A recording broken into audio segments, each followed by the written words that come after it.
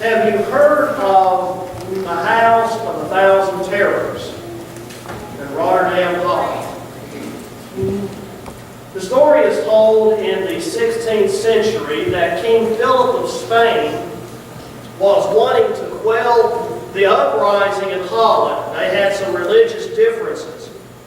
And so he sent his soldiers to Rotterdam, Holland, and they were going house to house and going in and killing the people. And this particular house that came to be known as the House of Terrors, there were some men and women and children that were huddled up there in the house, and they could hear the soldiers coming down the street, going in one house after the other. The screaming and cries. And of course they were gripped with terrors. They were waiting for their own time to come. But one young man got an idea, and he took a goat and killed it. And he got the goat's blood and he poured it underneath the door so it would flow through the threshold outside the house. When the soldiers came by that house, then they saw that blood, assumed that some others had already gone into that house, taking care of its occupants, and so the soldiers passed on. The people were able to stay in that house for several days after that until everything had quieted down, and then they came out safe and alive. Back in December, I presented a lesson on the case for miracles, where I pointed out that the main miracle in the Old Testament was the crossing the Red Sea. The Israelites crossing the Red Sea as they came out of Egypt. The main miracle in the New Testament is the resurrection of Jesus Christ from the dead. But before each of those main miracles, there was an incident in which a life was sacrificed for the salvation of the people who experienced those two great miracles. One was the 10th plague that God brought on the land of Egypt, and the sacrifice of the Passover lamb. And of course, the New Testament times, it was the sacrifice of our spiritual Passover lamb, Jesus Christ. And so this morning I want us to compare those two events. The killing of the Passover lamb in Exodus chapter 11, and the sacrifice of our Passover lamb in the New Testament times. And so if you would, turn to Exodus chapter 11, and let's look at this 10th plague. The final plague. Now God had sent Moses to Pharaoh early on, and Moses told Pharaoh, if you do not let the Israelites go out of slavery, they've been in slavery for 430 years. Moses told Pharaoh at the very beginning, if you do not let the Israelites go, God is going to kill your firstborn. Well, Pharaoh, of course, had a hard heart, a hard head, and he refused to let the Israelites go. So God brought one plague after another until finally came the final plague. Now let's pick up reading in chapter 11 at verses 4 through 7. And notice here an important point relative to this 10th plague. Moses said, "Thus says the Lord, about midnight I am going out in the midst of Egypt, and all the firstborn in the land of Egypt shall die, but the firstborn of the Pharaoh who sits on his throne, even to the firstborn of the slave girl who is behind the millstones, all the firstborn of the cattle as well.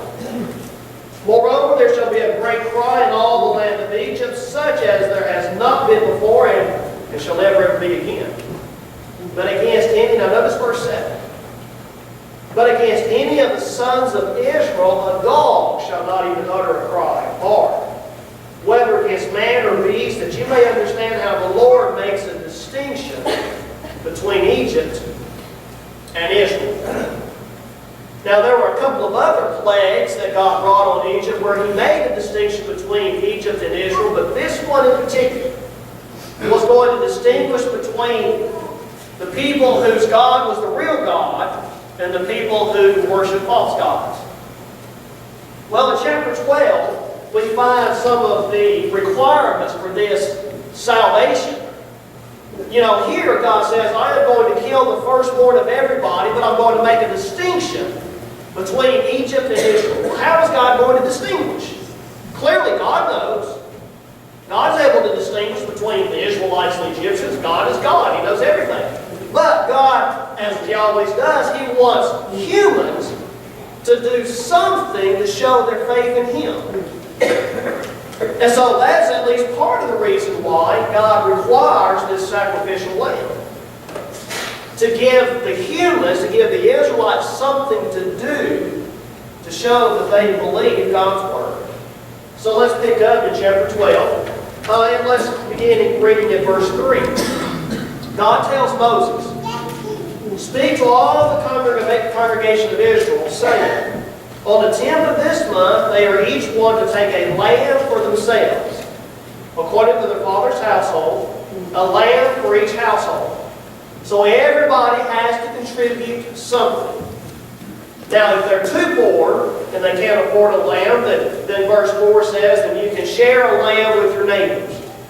But by and large, everybody wants to contribute something. And then in verse 5, he says this lamb was to be a lamb that was perfect. It was to be a perfect specimen of an animal. And it was to be a male, a year old. You may take it from the sheep or from the goat. Now, you're to take it on the first day of the month, and then you're to keep it for 14 days. You shall keep it until the 14th day of the same month, and then the whole assembly of the congregation is supposed to kill that Passover lamb all at the same time at twilight. Everybody is to kill their lamb. And then verse 7. Verse 7 is the really important verse in the whole process, I think. In verse 7, Moses tells the Israelites, here's what you're supposed to do with that lamb. You take some of the blood, and you put it on the 2 doorposts on each side of the door, and then over the top of the door. You sprinkle the blood, you take a hyssop branch, dip in the blood, and then you sprinkle that blood over the 3 parts of that door. And he says that when you do this, down in verse 11, some of the other foods they were to prepare and eat along with this lamb that they killed. But then in verse 11, he says, you shall eat it in this manner. With your loins girded, that is, you have your clothes all dressed and ready to go. He says, you have your loins girded, your sandals on your feet, your staff in your hand, and you shall eat it in haste. It is the Lord's Passover. For I will go through the land of Egypt on that night. Verse 12, he says, and I will strike down. Now notice God says this, I will do this, I will do this. The Bible nowhere says that God used an angel to do it. Now, sometimes we refer to this as the death angel, but the Bible never says it was an angel that did it. God always takes responsibility for it Himself. Now, there is referred to as the destroyer, but God always says He's the one doing it. So God says, I will pass through the land of Egypt, and I will strike down all the firstborn in the land of Egypt, both man and beast, and against all the gods of Egypt I will execute judgments. I am the Lord. And then verse 13, he says, the blood shall be a sign for you on the houses where you live. And God says, when I see the blood, I will pass over you. And that's where the name Passover comes from. It's interesting that in both in English and in Hebrew, the verb to pass over came to be used for the festival, the celebration itself, the Passover lamb. That's not true in the Romanian language. The play on words doesn't work, but it does in Hebrew and in English.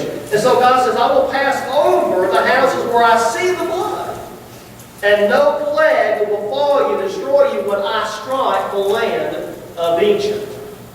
And so God gives the Israelites here something that He wants them to do to show their faith in their God. Now, later on in this chapter, God says, I want you to remember this celebration.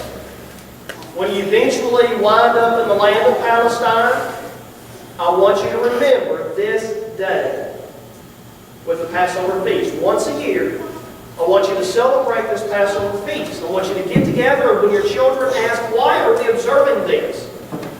And I want you to tell them, this is a memorial for the time when God brought us out of slavery in Egypt. here, the Passover lamb, I came up with 4 things that this celebration, Passover lamb, was about. Number 1, of course, it made a separation between the Israelites, God's people, and the Egyptians, who were not God's people. It distinguished between the two. God punished one and He blessed the other. Of course, that very night they had asked the Egyptians, can we have some silver and gold and food and other things? The Egyptians said, here. The text says that many of the Egyptians loved and respected Moses and the Israelites. And so the Israelites had their arms full of things, and the moment that God struck the firstborn throughout the land, and Pharaoh said, all right, you can go, get out of here. Then they left. And they got out of Egypt. But God made that separation between His people and the Egyptians. Now, some of the Egyptians apparently did the same thing, because some of the Egyptians went with the Israelites when they left. My guess is they killed the Passover lamb, sprinkled it over the door, and went with them. But the text does say that some of the Egyptians left with them. The second point is that God did require the Israelites to do something. Now, the salvation, of course, was still an act of grace. It was still grace on God's part. He didn't owe the Israelites anything. He could have started over with another group of people in Palestine. He didn't have to use the Israelites. But it was by His grace that He did, but at the same time He required them to do something. God knew who the Israelites were and who the Egyptians were. He didn't have to make them kill the Passover lamb, but He did. Because when you deal with God, it's always on the basis of faith and obedience. Always is. And so in this case it was as well. The third thing is that this salvation that they experienced was to be remembered on an annual basis. Get together and observe the Passover and remember, God says, what I've done for you. And then the fourth thing is that it created a special relationship then between the Israelites and God through God's mediator Moses. Especially when they crossed the Red Sea. The Israelites realized on that occasion that Moses was God's chosen representative. He was the one that God chose, and it was because of Moses' mediatorship that allowed the Israelites to have this relationship with God. And so this created the people in the Old Testament for God. The blood of the Passover lamb. Blood is referred to in the Bible some 425 times. And so there is a stream of blood flowing through every book of the Bible. Every chapter, every verse drips with blood. From the time God promised the serpent in Genesis chapter 3 and verse 15 that the seed of woman would crush Satan's head, until Revelation chapter 19 and verse 13, when John says that Jesus is dressed in the robe dipped in blood. There's blood from one end to the other. Leviticus chapter 17 and verse 11 says that life is in the blood. And so that blood flows through one individual and into one body. That body, of course, is the church. Now,